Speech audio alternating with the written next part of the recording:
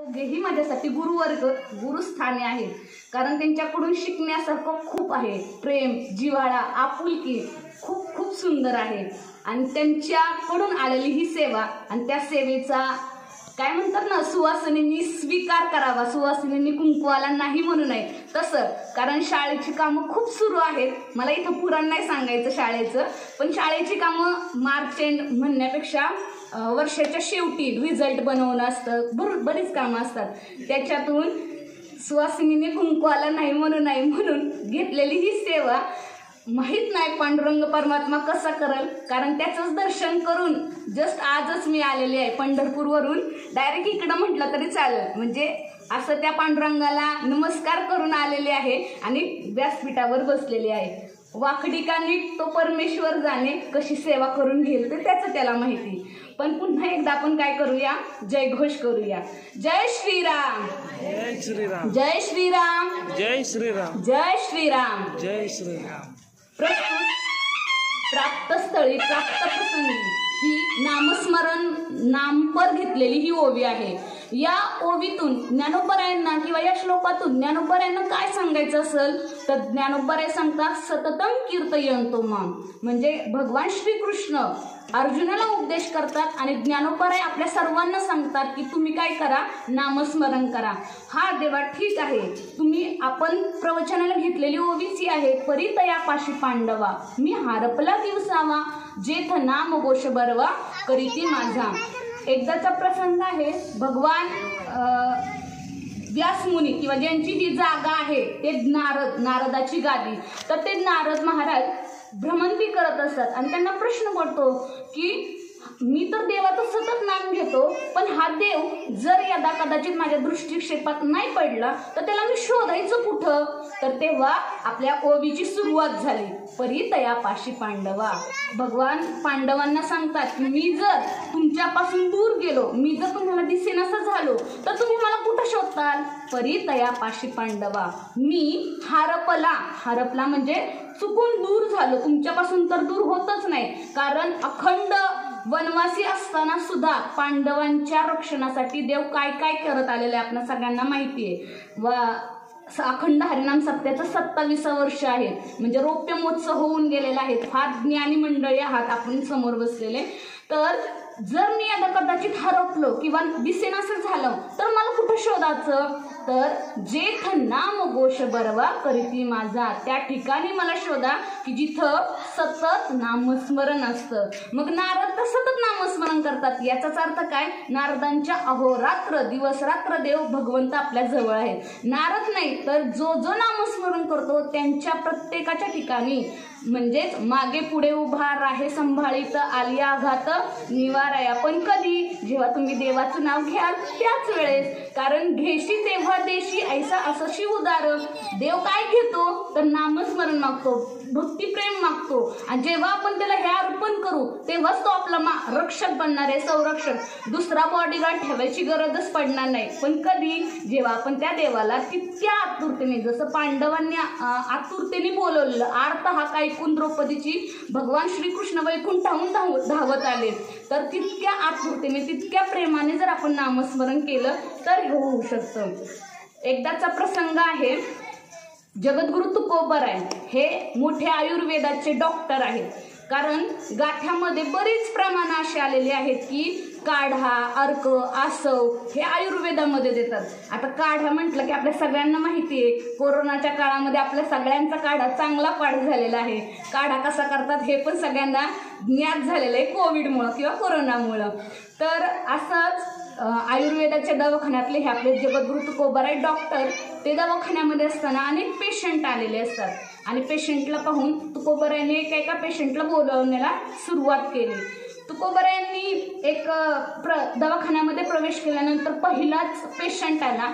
ते मोठे वकील होते, म्हणजे चांगले शिकलेले, घरी सगळी संपत्ती असणारे, म्हणजे राहायला माडी बसायला गाडी, नोकर चाकर सगळं काही विपुल होतं, भरपूर होतं. परंतु त्यांच्याजवळ समाधान नव्हतं, आणि समाधान नसल्यामुळं आता त्याला जायचं कुठल्या दवाखान्यामध्ये, कारण डोळ्याच्या दवाखान्यात जाता येत नाही. डोळ्याच्या जरी दवाखान्यात जायचं म्हटलं तरी डाव्या डोळ्याच्या जायचं का उजव्या डोळ्याच्या, जितकं म्हणून रोग आहे तितके म्हणून आहेत बघा. डोळ्याच्या दवाखान्यात गेल्यानंतर पण म्हणतात की डावा डोळा दुखतोय का उजवा डोळा दुखतोय, म्हणजे प्रत्येक डोळ्यासाठी प्रत्येक अवयवासाठी वेगवेगळे डॉक्टर आहेत. तर हा तर रोग मानसिक होता, मन समाधानी नाही, काय करावं. आणि मन समाधानी होण्यासाठी हे अध्यात्म फार महत्त्वाचं आहे, त्याच्याशिवाय आपल्याला समाधान मिळत नाही. तर ते वकील म्हणाले मी खूप माझ्याकडे सर्व काही आहे परंतु मला समाधान नाही, काय करावं. तर तुकोबारायांनी गोळी दिली. गोळी म्हणजे काय दिलं, तुकोबारायांच्याकडे गोळ्या काय होत्या तर शब्दाची प्रमाण हे त्यांचं भांडवल किंवा त्यांच्याकडे गोळ्या. तर तुकोबाराय म्हणू लागले तुम्ही काय करा, कामामध्ये काम, काही म्हणा राम राम, जाईल भवश्रम, सुख होईल दुःखाचे. तुम्हाला काय झालेलं आहे, दुःख झाले बरोबर. आणि दुःख निवारणासाठी काय करायला पाहिजे तर दुःखाचं रूपांतर सुखात व्हायला पाहिजे. मग सुख मिळावं असं जर वाटत असेल तर आपण काय करा, कामामध्ये काम म्हणजे काहीही काम करताना तुम्ही काय करा, देवाचं भजन करा, राम राम म्हणा. मग काय हो, कामामध्ये काम म्हणजे काय, धुणं धुताना घसरा मारताना पण काय म्हटलं पाहिजे, राम म्हटलं पाहिजे. भांडी घासताना राम म्हटलं पाहिजे.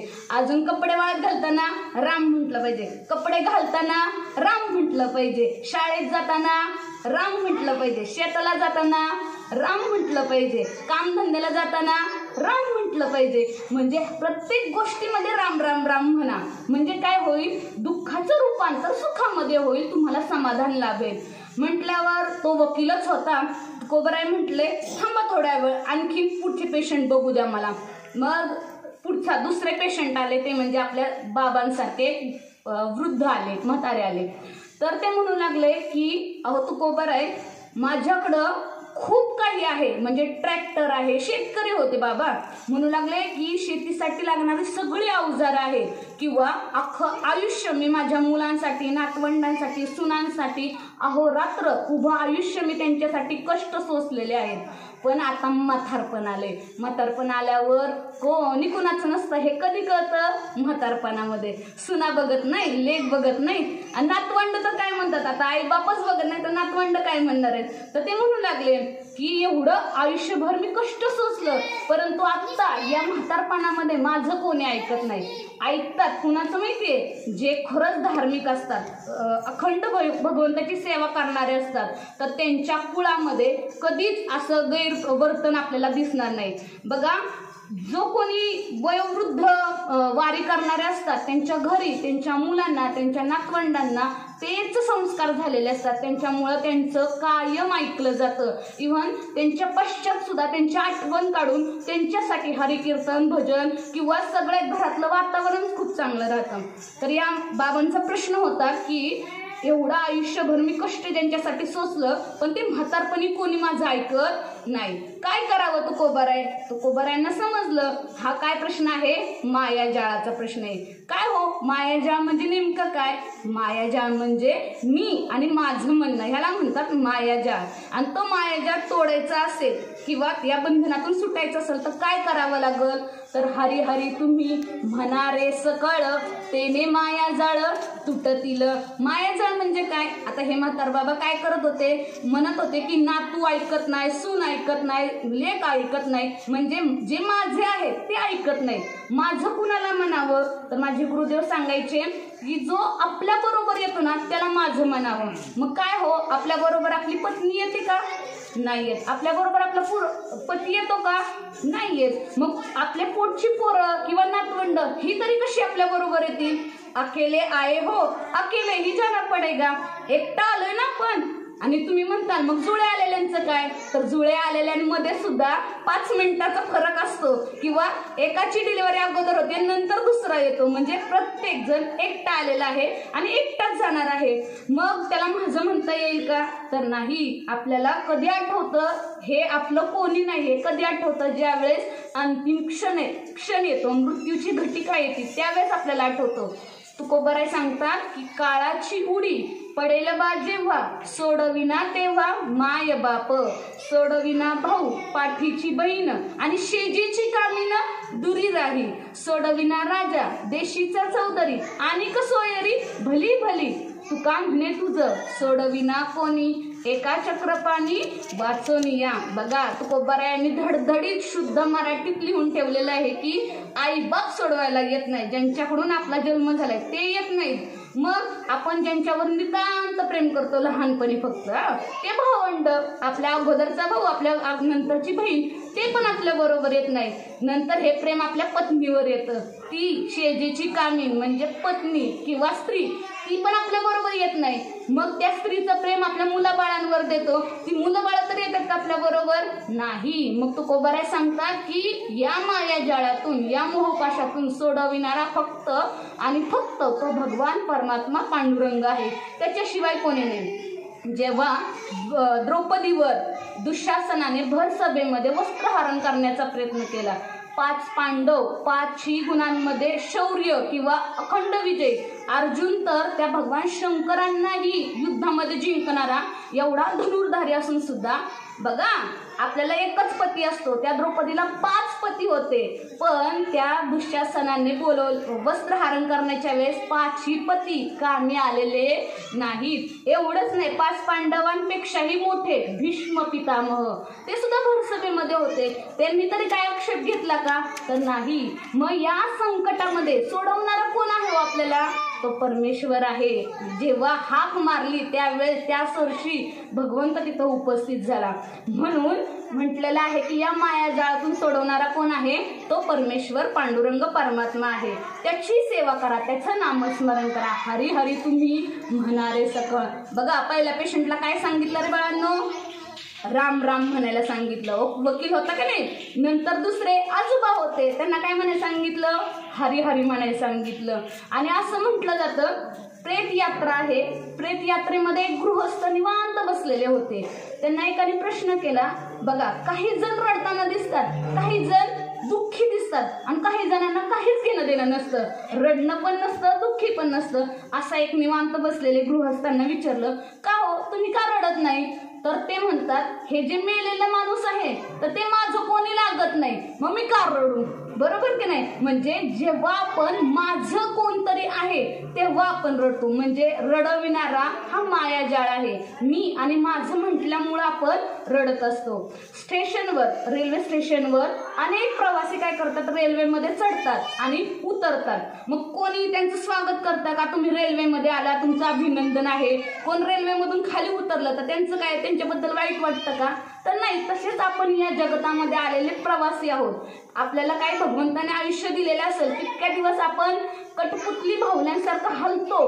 कारण वृक्षाची पाने खाली ज्याची सत्ता, चालता धरता बोलविता कोण आहे? तो पांडुरंग परमात्मा आहे. सर्व काही करणारा तो आहे. पण आपण उगाच म्हणतो. बघा आजची प्रवचन सेवा सीमाताई भरगुडे का म्हटली? कारण माहेर चाडणं भरगुडे आहे. साळुंके यांची सेवा आहे, त्यांनी सेवा केली नाही हो माता माऊल्यांनो. ही सेवा करून घेण्याचं काम त्या पांडुरंग परमात्म्याचं आहे आणि माझ्या गुरुदेवांचं आहे. का असं म्हणती? तर स्टेजवर बसताना दिसत असेल देहाने सीमा, परंतु याचा सूत्रधार तो परमेश्वर आहे. जसं की आपण गारुड्याचा किंवा कठपुतली बाहुल्यांचा खेळ बघितला असेल यात्रेमध्ये. दोरी त्या बाहुल्या नाचताना दिसतात, पण त्याला नाचविणारा दिसतो का बरं आपल्याला? तसं अदृश्य स्वरूपाने परमेश्वर आपल्याला किंवा व्यासपीठावर असणाऱ्या महाराजांना बुद्धी देण्याचं काम करत असतो. साधं चिंचेची पानं हलवण्याची सत्ता आपल्यामध्ये नाहीये, त्या परमेश्वराच्या सत्तेने सगळं हलतंय. मग ही एवढी मोठी सेवा करणं माझं काम नाहीये, तो परमेश्वर करून घेतो. कसं? तर सूत्रधारी बाहुली नाचवे सभे भीतरी, परी त्या सूत्राची दोरी कळू देत नसे. जसं कठपुतली बाहुल्यांना नाचवण्याचं काम तो सूत्रधारी, पडद्याच्या मागं असणारा तो गारुडी, तो हलवण्याचं बोटांची हालचाल करतो. तसं त्या बाहुल्या नाचताना दिसतात. आपण कोण म्हणतो? कोण नाचतंय? बाहुल्या नाचतात. म्हणजे इथं बोलतंय कोण? तर सीमा बोलते. पण ह्याचं जी दोरी आहे ती दोरी पांडुरंग परमात्माशी जोडलेली आहे, ती दोरी माझ्या गुरुदेवांना जोडलेली आहे. तसं तुकोबारायांनी सांगितलं की हा मायाजाळ तोडायचा असेल तर त्याच्यावर औषध काय आहे? हरी हरी म्हणा. त्यानंतर तिसरा पेशंट आत आला. बघा पहिल्या पेशंटला राम राम म्हणायला सांगितलं, दुसऱ्या पेशंटला हरी हरी म्हणायला सांगितलं. वा, चांगलं लक्ष आहे म्हणायचं. तिसरा पेशंट आला, तो जरा ज्ञानी होता. ज्ञानी म्हणजे काय? तर 4 वेद, 6 शास्त्र, 18 पुराण यांनी संपन्न असा ते गृहस्थ होते. त्यांना समाधान मिळत नव्हतं. म्हणजे मी इतका अभ्यास केलाय परंतु मला काही समाधान मिळणार, ज्ञान मिळवलंय पण समाधान नाही. आणि समाधान हे भक्तीशिवाय मिळूच शकत नाही. म्हणजे ही काळ्या दगडावरची पांढरी रेघ म्हटलं तरी चालेल. कितीही ज्ञानी व्हा पण जर आपल्यात नम्र भाव नसेल तर आपल्याला ती भक्ती फलद्रूप होत नाही. ते ज्ञान परिपक्व अवस्थेला टिकत नाही, पुरत नाही. तर ज्ञानी पुरुष आला आणि महाराजांना म्हणू लागला की अहो मी 4 वेद पठन केलेले, 6 शास्त्र, 18 पुराण, परंतु मला समाधान काय मिळत नाहीये. तर तुकोबाराय म्हटले तुम्ही हे सगळं केलंय परंतु नामस्मरण करता का हो? अहो तुकोबाराय, हे ज्ञान संपादन करणं काही तव्यावर भाकरी टाकणं इतकं सोपं आहे का? लेडीज वर्गाचा म्हणजे महिला वर्गांचा हा डाव्या हाताचा मळ म्हटलं तरी चालेल, इझी सहजरित्या त्या करू शकतात. परंतु ज्ञान संपादन करणं सोपं नाहीये. त्याला अधिकारी गुरु भेटावे लागतात, तितकाच अधिकारी शिष्य असावा लागतो. साधन चतुष्टय संपन्न असा शिष्य असेल आणि ते ज्ञान मिळालं तरी ते वैराग्य असल्याशिवाय टिकत नाही. मग ज्ञान मिळवणं सोपं आहे का? तर नाही. एकदाचा दृष्टांत आहे, अकबर आणि बिरबल हे काय करत असतात, अकबर आणि बेगम त्याची पत्नी ते एका गच्चीवर गप्पा मारत असतात. आता गच्चीवर गप्पा मारता मारता त्या बिरबलाच्या खूप गोष्टी अकबर आपल्या बेगमला सांगू लागला. कारण बिरबल फारच हुशार होता, ज्ञानी होता. त्याच्या बिरबलाच्या गोष्टी सांगू लागल्यानंतर बेगमला वाटू लागलं हा बिरबल जरा राजांपुढं जास्तच पुढं करतोय. त्याची जागा आपण आपल्या भावाला दिली तर आपल्या भावाचं नाव घेत निघल आणि महिला मंडळाला आपल्या माहेरचं साधं कुत्र्याचं जरी नाव ऐकायला मिळालं तरी खूप बरं वाटतं, समाधान वाटतं की माझ्या माहेरच्याचं कौतुक होते असं वाटतं. तर बिरबल म्हणजे अकबर बेगम ते बोलत असताना बिरबल बोलला की आपण परीक्षा घेऊया, दोघांची सुद्धा परीक्षा घेऊया. शेवटी स्त्री हट्ट होता, स्त्री हट्ट, राजहट्ट, बालहट्ट झुकावं लागतं. अकबर पण बायको पुढं नमला आणि म्हटला ठीक आहे, मी माझ्या बिरबलाची जागा तुझ्या भावाला देतो परंतु आपण एक परीक्षा घेऊया. गच्चीवर होते आणि खालून काही गाड्या चाललेल्या दिसल्या. गाड्या जात असताना त्या बेगमचा भाऊ सुद्धा तिथंच दिसलेला. त्याला बोलवून घेतलं आणि विचारलं काय रे कुठल्या गाड्या आलेल्या आहेत?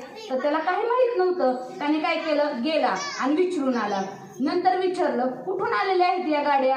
ते पण माहित नाही. किती माल आहे तेही माहित नाही. म्हणजे प्रत्येक प्रश्नागणित तो फेऱ्या मारू लागला. कोण? बेगमचा भाऊ मारू लागला. मारल्यानंतर त्याला म्हणजे जितके प्रश्न विचारले तितक्या फेऱ्या माराव्या लागल्या. आणि हे सगळं फेऱ्या मारून झाल्यानंतर ही सगळी माहिती कळल्यानंतर तिकडून बिरबल पण जाताना दिसला. अकबरानं बिरबलाला बोलवलं. बिरबल आल्यानंतर विचारलं की ह्या गाड्या कुठं चाललेल्या आहेत? तर तो सांगत असतो, बिरबल बोलतो की या गाड्या दक्षिणेहून उत्तरेकडे चाललेल्या आहेत.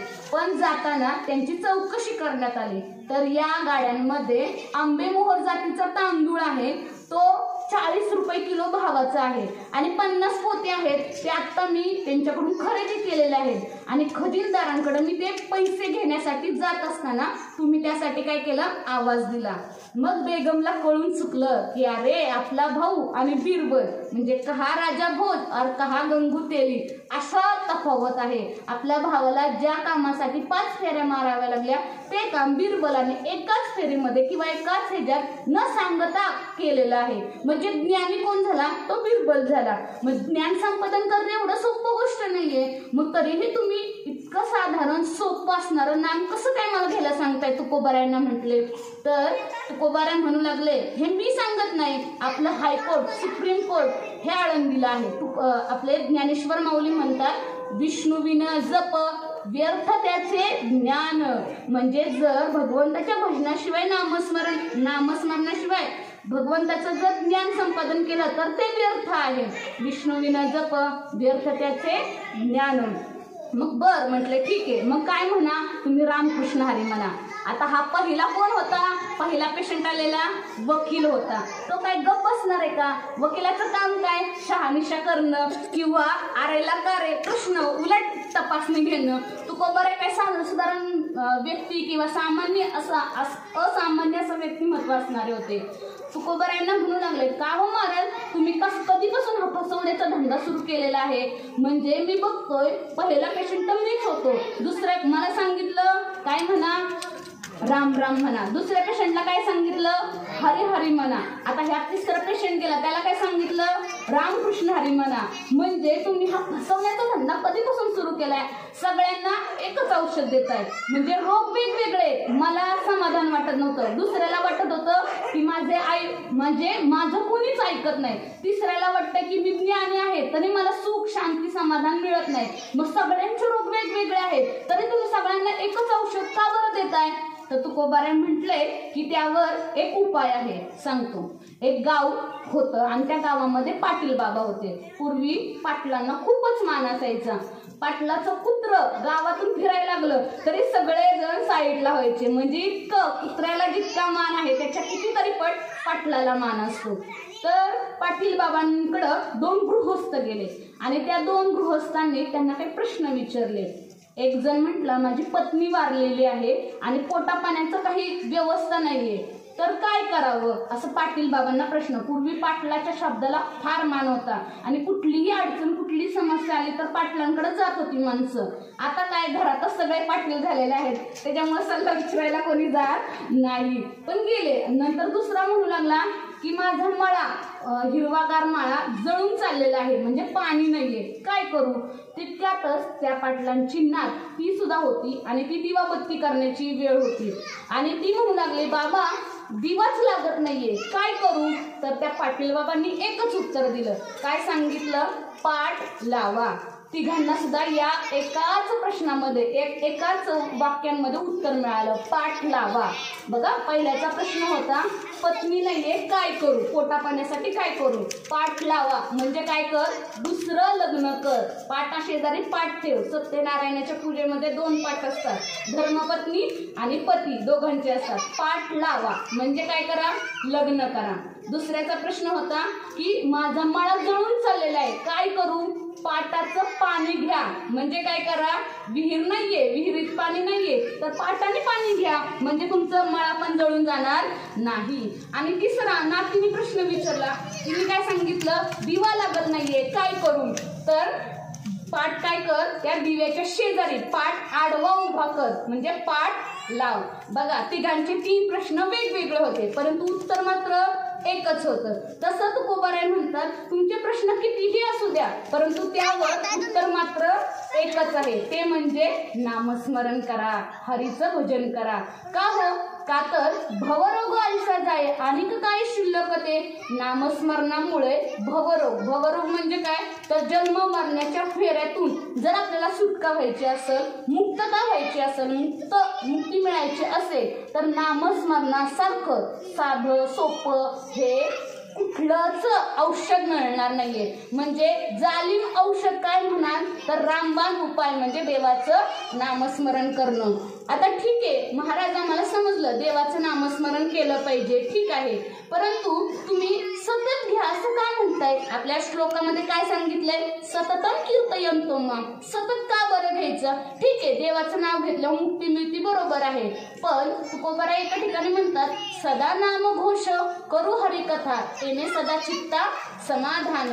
सतत म्हणायला सांगितलेलं आहे, बरोबर आहे महाराज, पण सतत कोण करतंय का? आजकालच्या पिढीला इन्स्टंट सगळं अपेक्षित असतं, तत्काळ मिळावं असं अपेक्षित असतं. कोणीही असं सतत काम करायला म्हणत किंवा धजावत नाही. मग तुकोबाराय म्हणू लागले की हे सतत नाम घेतल्याने काय होणार आहे, क्षणाक्षणाला आपल्या पापाच्या राशी जळून जाणार आहेत. आत्ताच हरिपाठ झालं, पापाच्या राशी जळतात ते नामस्मरणामुळे जळतात.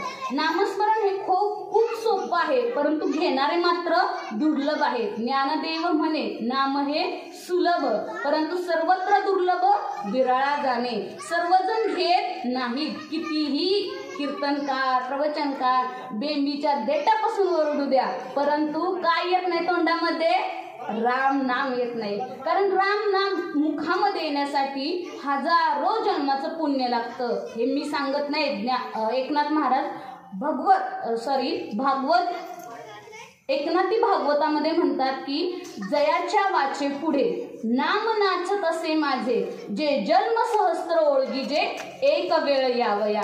किंवा तुकोबाराय त्याचंच ट्रान्सलेशन करतात, जन्म जन्मांतरी असेल पुण्य सामग्री तरीच जिव्हाग्री नाव येईल श्रीरामाचे. मुखामध्ये देवाचं नाव येण्यासाठी हजारो जन्माचं, सहस्त्र म्हणजे हजारो जन्माचं पुण्य असावं लागतं.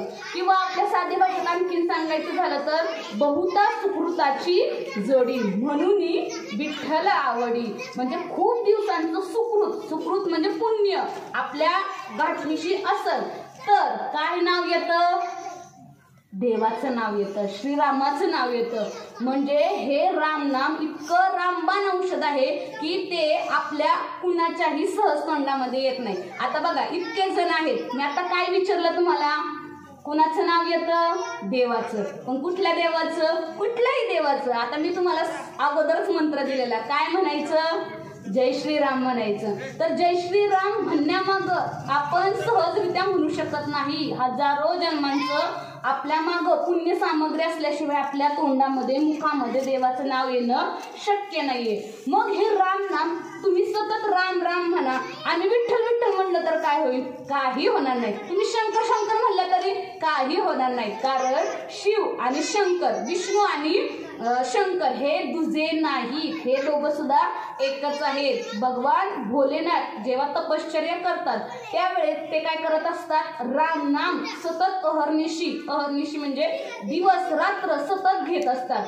आणि भगवान विष्णू जेव्हा शेषशय्येवर समुद्रावर शेषाच्या शय्येवर विराजमान असतात आणि मग ध्यानामध्ये मग्न असतात तेव्हा ते काय करतात? तेव्हा ते शंकर भोलेनाथाचं भजन करतात. म्हणजे शंकर रामाचं करतो आणि राम शंकराचं करतात. असं हे परस्पर एकत्र आहे. मग तुम्ही शंकर म्हणा, विठ्ठल म्हणा, राम म्हणा, हरी म्हणा, काहीही म्हणा, पण तेच म्हणा. नाहीतर बघा बायकांना सवय असते किंवा पुरुषांना सुद्धा उठताना अगं बया बया बया, कंबरड गेलं, पाठ गेली, सांधे गेले, गुडघे जळाले, मेले, पैठले कुठं, असं काय काय येतं. पण नागबाबा म्हणतात आपल्याला, उठता बैसता हरी बोला एकांती, हरी बोला लोकांती, देह त्यागांती सुद्धा हरी बोला भांडण करताय ना तेव्हा पण काय म्हणा? हरी म्हणा. म्हणजे भांडणच होणार नाही, पुढचा प्रश्नच येणार नाही. नवरा बायकोचं भांडण झालं, दोघांचं निवारण होईना, काय म्हणायचं? जय श्रीराम, तू तुझ्या बरोबर आहे, मी माझ्या ठिकाणी बरोबर आहे. म्हणजे भांडता कांडता हरी बोला. संत आपल्याला किती मार्मिक उपदेश करतात. फक्त आपण काय होतं तितक्या अँगलनी किंवा तितक्या दृष्टीने आपण त्यांच्याकडे बघत नाही. बघा भांडणच व्हायला नको असं जर कुणाला वाटत असेल, आपल्या घरामध्ये कसलीच भांडणं नको, तर काय म्हणायचं? हरी बोला भांडता, हरी बोला कांडता. भांडणाचा विषय फुल स्टॉप लागल, दंडवत लागल त्याच्यामुळं. म्हणजे कोणी पुढं काय म्हणणार नाही. बघा खूप जोरात भांडायच्या मूड मध्ये एखादा असेल, पण जय श्रीराम म्हटलं की पुढचा गपगार झालाच पाहिजे. हा अनुभवाचे बोले बरं का. म्हणजे काय होतं, पुढच्याला बोलताच येत नाही, रामाचं सामर्थ्य त्याच्या बरोबर येत असतं. जरा मुलांचा जास्त गोंधळ होतोय बरं का, थोडस हे करा, विक्षेप होतो कथेमध्ये.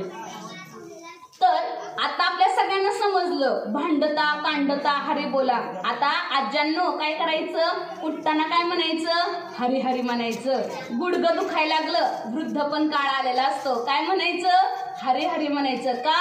तर त्या वेदना किंवा ते दुःख भगवंत त्याच्या नावाने दूर होऊ शकतं. आपण बघितलं द्रौपदीवर आलेलं संकट भगवंताने दूर केलं. तसं आपलं हे दुखणं आता खूप काम करून खूप कष्ट करून ते झिजतात. शेवटी शरीर आहे, शरीर दुःखाचे भांडार, शरीर रोगाचे कोठार आहे. म्हणजे शरीरासारखं दुःख कुठं नाहीये. आता शरीर आहे म्हटलं त्याचं दुःख ते असणार, पण ते दुःख निवारण करण्याचं मी म्हणत नाही पूर्ण जाईल, परंतु त्याच्या ज्या वेदना आहेत, त्याचा जो त्रास आहे, त्याचा जो दाह आहे, ती तर कमी होण्याची ताकद या रामनामामध्ये नक्की आहे, जरूर आहे. मग तुम्ही प्रयोग करा. पुढच्या वर्षीच्या अखंड हरिनाम सप्त्यापर्यंत बघा, तुम्हाला इम्पॅक्ट दिसेल, त्याचा फीडबॅक दिसेल.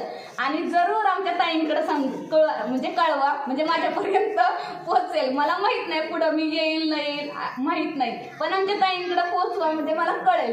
काय म्हणणार तुम्ही मग? जय श्रीराम किंवा हरी हरी तरी. उठता बसता काय म्हणणार?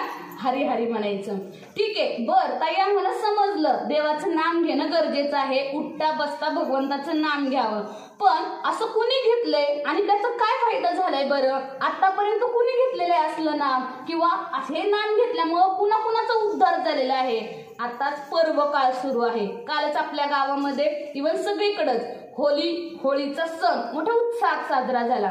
होळी आणि हा जो आपला अखंड हरिनाम सप्ताह आहे, मला वाटतं तुकाराम बीजपर्यंतचा आहे. म्हणजे बीजेचा काळ, तुकोबारायांचं देहावसान म्हणजे निजधामाला, जेव्हा सदेह निजधामाला तुकोबाराय गेले तेव्हाचा म्हणजे हा जो पर्व काळ आहे. पर्व काळ म्हणजे फार महत्वाचा. 5 पर्व काळ सांगितलेले, तसं हा पर्व काळ आहे. आणि आज धुलवड आहे आपल्या गावामध्ये. याच पर्व काळावर सप्ताह होतोय. धुलवड म्हटलं की आपल्या सगळ्यांना आठवतं, पण मला वाटतंय मिरजेवाडीमध्ये तसं काही शिजत नसावं, कारण अखंड हरिनाम सप्ताह आहे. असं ही जागा अभक्षभक्षण करणाऱ्यांचं उद्धार करणारी नाहीये, तर नाव पण नको घ्यायला. चांगलं शिजत असेल, खूप चांगला पंचपक्वान्नाचा स्वयंपाक या काळामध्ये होत असेल. धुलवड याचा अर्थ काय रे? तर होळीचा दुसरा दिवस, आणि होळीच्या दुसऱ्या दिवशी होळीची जी राख पडलेली असती ती राख, त्याचा काय फायदा होत असतो? तर आपल्या आजींना माहित असेल की त्या निखाऱ्यावर काय केलं जातं, आपली दुसऱ्या दिवसांची आधनं होतात. म्हणजे काय, पाण्याला उकळी दिली जाते किंवा गरम पाणी आपण ते आंघोळीसाठी वापरतो. का बरं वापरायचं असतं? तर होळी हा काय आहे, तर थंडी निवारण करणारा सण आहे. थंडी संपली आणि उन्हाळा सुरू होतो. उन्हाळ्यामध्ये जो दाह आहे, उष्णतेचा जो दाह म्हणजे त्रास आहे, तर तो होऊ नये म्हणून हा होळी उत्सव साजरा केला जातो. म्हणजे ती जर राख आपण अंगाला लावली तर जो उन्हाळा पुढचा येणार आहे आणि तो उष्णतेचा तो त्रास आपल्याला होऊ नये म्हणून ती राख आपल्या अंगाला लावली जाते. आणि ते गरम झालेलं पाणी आपण आंघोळ केली तर असं म्हटलं जातं की जो उन्हाळा पुढचा त्रास देणार आहे, तापक आहे, किंवा फार व्याधी सुरू होतात उन्हाळ्यामध्ये, उष्णतेचा त्रास होतो, तर तो होत नाही. कधी होळीच्या पाण्यावर, गरम झालेल्या निखाऱ्यावर जर पाणी ठेवून त्याने आंघोळ केली तर त्रास होत नाही. म्हणजे हा होळी सण आणि हे सुरू झालेलं. आपला प्रश्न होता की हे नामस्मरण कुणी केलंय आणि त्यांना त्याचा काय फायदा झालेला आहे, बरोबर? आता अशी किती प्रमाणे सांगू, अख्खं रात्र गेलं आपल्या प्रवचनात तरी पण त्याची यादी संपणारी नाहीये. आपण फार ज्ञानी माणसं आहात. आपल्या समोर बऱ्याच जणांनी सांगितलेलं असेल की जेव्हा भगवान श्रीकृष्ण पांडवांच्या बरोबर होते, राजसी यज्ञ सुरू होता आणि त्या यज्ञामध्ये पंक्ती आपल्या गावात पण जशा पंक्ती बसतात तसं पंक्ती देण्याचं काम सुरू होतं. एक दिवशी काय झालं, स्वर्गामध्ये पांडवांच्या राजसी यज्ञामध्ये पंगत दिल्यानंतर स्वर्गामध्ये त्याची घंटा वाजत होती. एक दिवशी ती घंटाच वाजना, कारण सगळेजण जेवल्याशिवाय ती घंटा वाजत नव्हती. आणि घंटा वाजना म्हणून प्रश्न पडला. कृष्ण म्हटला कोण नाही, कोण उपाशी आहे, त्यामुळेच तर स्वर्गामध्ये घंटा वाजत नाहीये. याचा अर्थ उपाशी आहे. तर एक महात्मा, एक ऋषी ते उपाशी होते. ते काय जेवायला आलेच नाही. त्यांचा पण होता की मी 100 यज्ञाचं पुण्य घेतल्याशिवाय मी काय तिकडं तुमच्या यज्ञ असो किंवा काय असो मी जेवायला येणार नाही. तुम्ही मला जर 100 यज्ञाचं पुण्य देत असाल तरच मी तुमच्याकडे जेवायला येईल. आता बघा, राजसी यज्ञ हा एकच यज्ञ पांडव नुकताच आरंभ केलेला होता पांडवांनी, तोच पूर्ण नाही तर मी ह्या ऋषींना 100 यज्ञाचं पुण्य कसं काय देऊ? प्रश्न पडला पांडवांपुढं. पण जगाचा चालक मालक, संकट निवारण, मागे पुढे राहणारा भगवान कृष्ण आहेत ना, त्यांनी द्रौपदीला सांगितलं की तू काय कर, नामस्मरण करत जा आणि जे काय पुण्य होईल तर ते त्या ऋषीला अर्पण कर. मग काय, द्रौपदीने सगळा सराजम घेतला, टाळ मृदंग, आणि रथातून न जाता पायी चालत चालली. आता पायी गेल्यानंतर ती भजन करत चाललेली होती. नाम घेता वाट चाली, यज्ञ पाऊला पाऊली. म्हणजे जर आपण देवाचं नामस्मरण करत करत वाट सफर केली, चालू लागलो प्रवासात, तर आपल्याला पाऊला गणित. मग विचार करा, पंढरीचे वारकरी किती मोठे, किती यज्ञ करणारे असतील. आळंदीपासून पंढरीपर्यंत ते तर सतत नामस्मरण करत जातात. म्हणजे पाऊला गणित त्यांचे किती यज्ञ होत असतील. तर इकडं द्रौपदीने तसंच केलं. आपली टाळ मृदंग घेऊन भजन करत त्या ऋषींपर्यंत पोहोचली आणि ऋषींना साष्टांग नमस्कार केला. नमस्कार करून ऋषींना सांगितलं की मी राजवाड्यापासून इथपर्यंत पायी चालत आलेली आहे. तुम्हाला 100 यज्ञाचं पुण्य पाहिजे, बरोबर? तर 100 यज्ञाचं पुण्य घ्या आणि बाकीचं माझ्या मला द्या. कसं काय?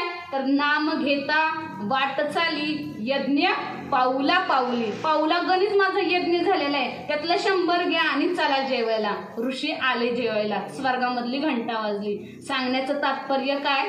तर द्रौपदीने हे नामस्मरण घेतलं आणि त्याचं फळ काय? तर तिचं ते कार्य निर्विघ्नपणे पार पडलं. असंच अजून कुणी कुणी नामस्मरण केलेलं आहे? तर ह्याची यादी सगळ्या सकल संतांनी आपल्याला फक्त हेच सांगितलंय की तुम्ही देवाचा जयघोष करा, नामस्मरण करा.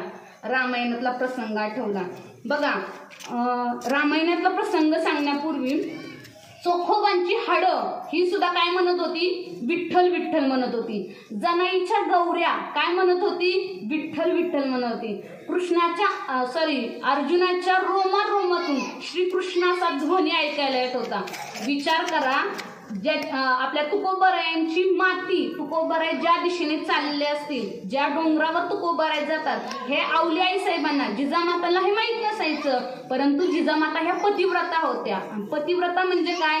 तर पती परमेश्वर असतो आणि तो परमेश्वर जेवल्याशिवाय आपल्या मुखाखाली एकही घास घालत नव्हत्या. जरी त्या भगवंताला नावं ठेवत असल्या, परंतु त्यांचा अधिकार फार मोठा आहे. तुकोबरायांच्या पूर्वी आपल्या जिजामातांना भगवंताने दर्शन दिलेलं आहे. म्हणजे ते काय साध्या सुद्धा असतील का? भांडणात सुद्धा प्रेम असतं. रावण हा भांडणारा होता, शत्रुपक्षातला होता, परंतु रामाला त्याच्या अगोदर म्हणजे रावणाला सुद्धा भगवंताने तीच मुक्ती दिली. वैरमध्ये सुद्धा भक्ती होती, वैर भक्ती होती या रावणाची. तसं जिजामातांना तुकोबरायांच्या अगोदर दर्शन दिलं. साध्या सुद्धा जिजामाता नव्हत्या.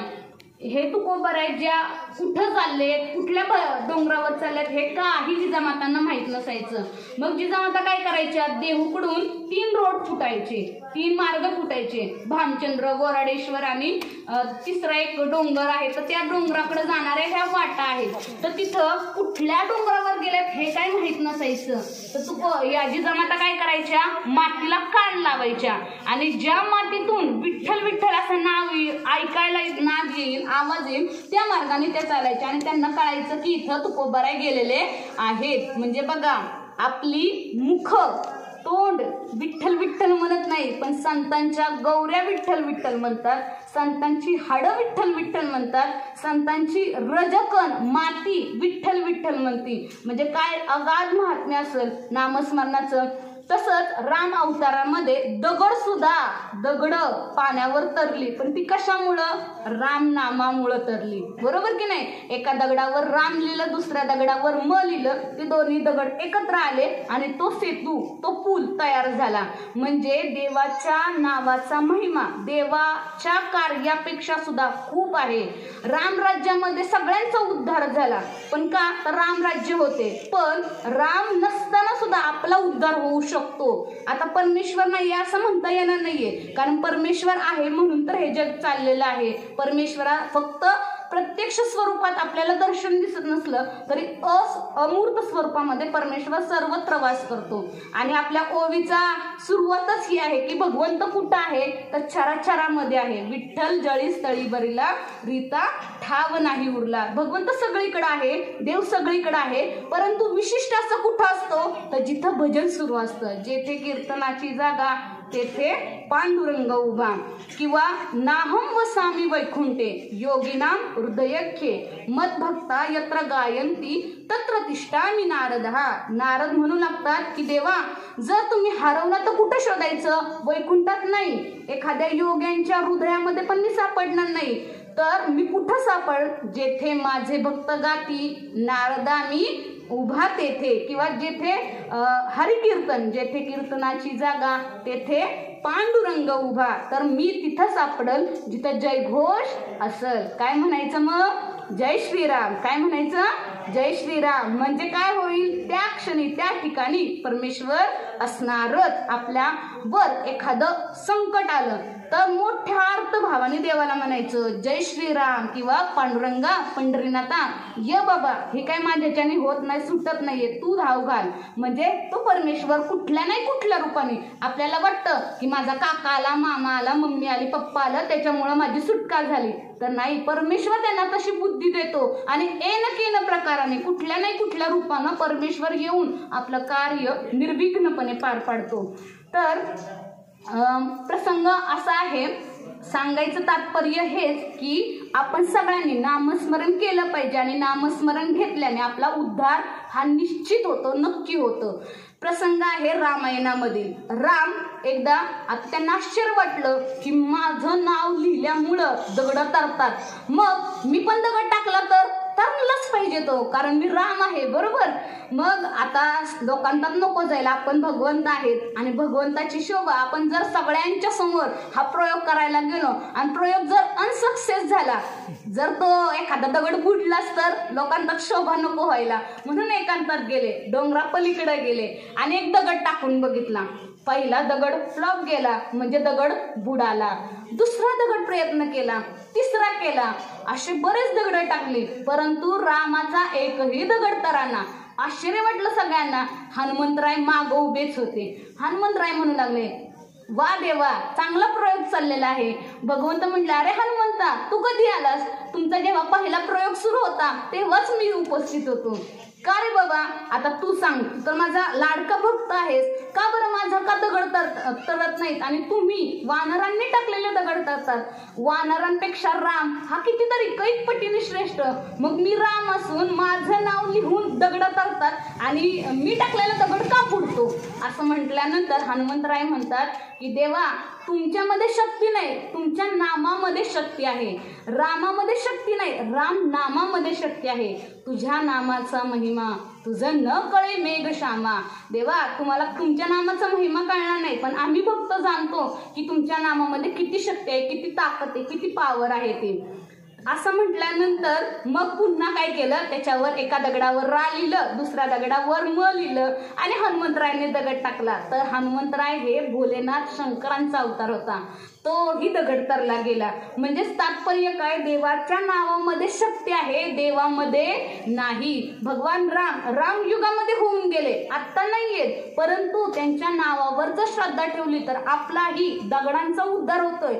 आपण दगडापेक्षा तर बरेच आहोत, म्हणजे आपण काही पटीने चांगले आहोत. दगड तर निर्बुद्ध आहे, त्याचा उद्धार होऊ शकतो, आपला का नाही होणार? पण कधी होईल? जेव्हा आपण देवाचं नाव घेऊ, जेव्हा आपण देवावर श्रद्धा ठेवू, त्या वेळेमध्येच. तर पुढे प्रसंग म्हणजे सांगण्याचं तात्पर्य काय की देव राम अवतारामध्ये रामाच्या नावाने तरला नाही, रामांनी टाकलेला दगड तरला नाही, पण भक्तांनी ठेवलेल्या श्रद्धेमुळे, राम नामामुळे दगड तरला.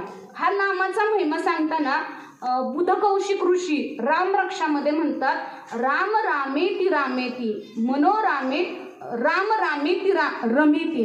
म्हणजे राम नाम हे इतकं श्रेष्ठ आहे की भीष्माचार्यांनी रचलेलं विष्णू सहस्त्रनाम, विष्णूची सहस्त्र म्हणजे हजार, विष्णू भगवंताची 1000 नामं एका तराजूमध्ये ठेवायची आणि राम नाम एका तराजूमध्ये ठेवायचं. तर काटा हा बॅलन्स दाखवतो, तुलना हे एकत्र होते. म्हणजे एका ठिकाणी भगवंताची 1000 नावं असतील आणि एकदा म्हणलेलं राम नाम, हे दोन्हीचं पुण्य हे सारखं आहे. देवाची 1000 नावं घेण्यापेक्षा एकदा काय म्हणा, राम राम म्हणा. म्हणजे राम नामाचं एवढं मोठं सामर्थ्य आहे, सगळ्यांना ज्ञात आहे की रामाचा महिमा अखंड आपल्याला ऐकून घ्यायचाच आहे. आपण अखंड हरिनाम सप्ताह वर्ष आहे 27वं, म्हणजे रौप्य महोत्सव आपला होऊन गेलेला आहे. आपण सगळेजण ज्ञानी मंडळी आहात की 27 वर्ष आपण हेच ऐकताय. आजच्या कीर्तनात सुद्धा महाराज नाम परत बोलणार आहेत, पण हे नाम इतकं श्रेष्ठ आहे की ज्यांनी हृदयामध्ये ते स्थापन केलं त्यांचा उद्धार नक्की झालेला आहे. आपल्या सगळ्यांना माहिती आहे, होळीचा उत्सव कालच झालेला आहे. भक्त प्रल्हाद याला मारण्यासाठी होलिका म्हणजे भक्त प्रल्हादाची आत्या म्हटले तरी हरकत नाही. हिरण्यकश्यपूची बहीण होलिका, तिला असं वरदान होता की जेव्हा भगवान वरदान काय होता तर अग्नीमध्ये ती स्वतः बसली तरी अग्नी तिला काही करू म्हणजे त्रास देत नव्हता किंवा अग्नीमध्ये ती जळून जात नव्हती. भक्त प्रल्हादाला भक्त प्रल्हाद हे म्हणजे हिरण्यकश्यपूच्या शत्रूचं भगवंताचं नाव घेत होते. तर घेता घेता खूप प्रयत्न केलं की तुझं माझ्या शत्रूचं नाव घेऊ नको, हवं तर तू हिरण्यकश्यपू म्हटला, बापाचं नाव घेतलं तरी चालेल, परंतु शत्रूचं नाव घेऊ नको, देवाचं नाव घेऊ नको. अशासाठी खूप शिक्षा दिल्या. काही कडेलोट केले, उकळत्या तेलामध्ये टाकले, अंधाऱ्या कोठडीत ठेवलं गेलं, परंतु प्रल्हादाचं नाव काय संपलं नाही, मुखातून नाव काय गेलं नाही. आणि या प्रत्येक शिक्षेमध्ये भक्त प्रल्हादाने देवाचं नामस्मरण केल्यामुळंच भक्त प्रल्हाद टिकू शकले. मग होलिकाला काय केलं, होलिका म्हणू लागली हा प्रल्हाद पहिलं तर 5 वर्षाचं पोरग आहे, ते काय करणार आहे, त्याला मी काय करते प्रेमाने माझ्या मांडीवर घेते आणि अग्नी देते, अग्नी लावते, म्हणजे काय होईल प्रल्हाद जळल आणि मी मात्र सुखरूप बाहेर येईल, मला वरदान प्राप्त आहे. मग ठरला दिवस आणि मग सुरू झाली, अग्नीमध्ये जाऊन बसली या प्रल्हादाला घेऊन, पण प्रल्हादाचं देवाचं नाव काय तोंडातून सुटलं नाही. मग भक्त प्रल्हाद मात्र व्यवस्थित निघला एवढ्या अग्निकुंडातून सुद्धा, आणि होलिका मात्र जळाली. म्हणजे सांगायचं तात्पर्य देवाचं नाव घेतलं तर आपण कुठल्याही संकटावर नक्की मात करू शकतो. अगदी कोरोनाचं संकट आलं तरी सुद्धा देवाचं नाव जर घेतलं ना तर तो कोरोना काय सांगणार आहे. आत्ता हा 2020 मध्ये आलेला कोरोना आहे, पण देव अखंड आहे आणि त्याचं अस्तित्व हे आपल्याला अनेक प्रसंगामध्ये दिसतं. म्हणजे माग सुद्धा देवाच्या नामामुळे उद्धार झालाय, आत्ता सुद्धा देवाच्या नामाने उद्धार होणार आहे आणि पुढे सुद्धा होत राहणार आहे. जोपर्यंत सूर्यचंद्र अस्तित्वात आहे तोपर्यंत देवाच्या नामस्मरणाने आपल्या सगळ्यांचा उद्धार होतच राहणार आहे. सांगायचं तात्पर्य की देवाच्या नावामुळं आपण हा भवसागर जन्म मृत्यूच्या फेऱ्यातून तरू शकतो आणि वाचू शकतो. आणि पुन्हा जन्माला यायला नको आणि पुन्हा मरायला नको असं जर वाटत असेल, याची देही येची डोळा भोगू मुक्तीचा सोहळा, पण हे कधी होऊ शकतं, अखंड नामस्मरण केल्यामुळे होऊ शकतं. म्हणजे देवाचा जय घोष केला तर आपण या जन्म मरणाच्या फेऱ्यातून सुटू शकतो. नाहीतर आजा मेला पंजा मेला बाप मसनात गेला रे, आणि देखत देखत नातू पंतू तोही तैसा झाला रे. आपल्याला पण ती गती प्राप्त होऊ नये असं जर वाटत असेल तर मनापासून त्या परमेश्वराचं स्मरण अहोरात्र करत राहा.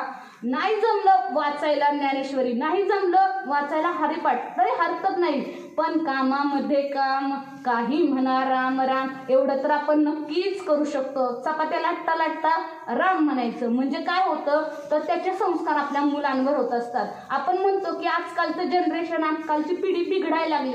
बिघडण्याचं कारण म्हणजे हे मोबाईल. आई काय करते, मोबाईल लावती आणि अगदी लहान असताना खायना ना बाळ माझं, घे बाळा मोबाईल आणि बघ काहीतरी, म्हणजे तू जेवशील आणि मला माझं काम करायला मी मोकळी होईल.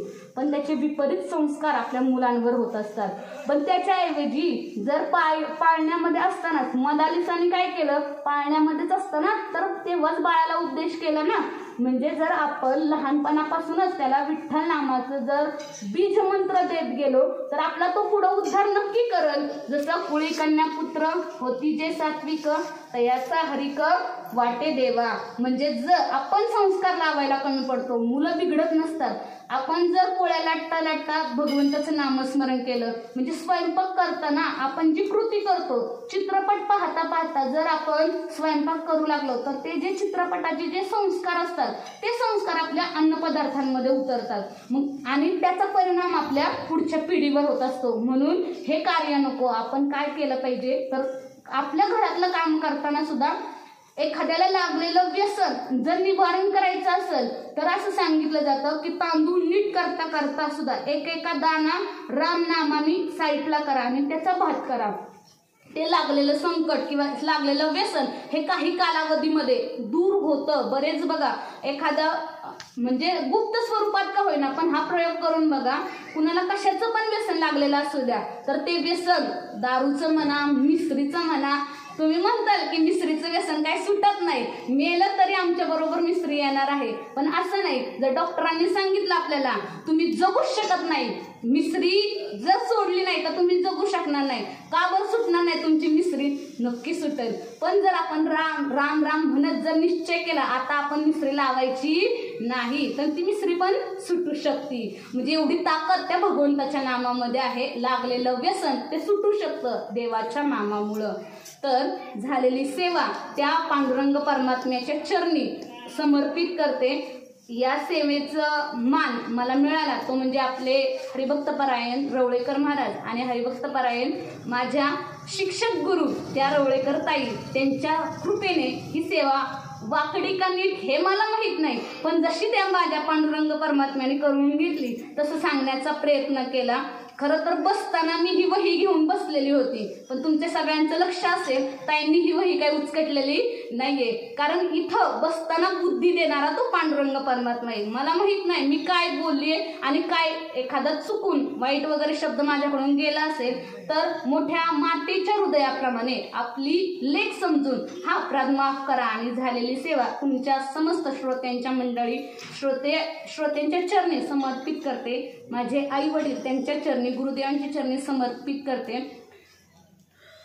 ना तरी बालक बोबडा बोली का वाकुडा विचुका चाल पाऊला चाली ते चोज करोनी माऊली रिझे जेवी किंवा सूत्रधारी सूत्रधरी भाऊली नाचवे सभे भीतरी परी त्या सूत्राची दोरी कळू देत नसे साळुंखी मंजुळ बोलत सेवानी परंतु शी कविता धनी वेगळाची करविली तैशी केली कटकट वाकडी का नीट तुम्ही जाणे बरं का, मला माहीत नाही. तर ती झालेली सेवा तुम्हा समस्त मिरजेवाडी ग्रामस्थांच्या चरणी समर्पित करते.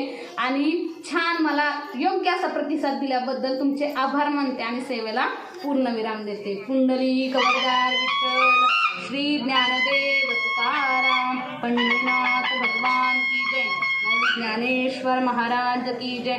जगद्गुरु तुकाराम महाराज की जय. सब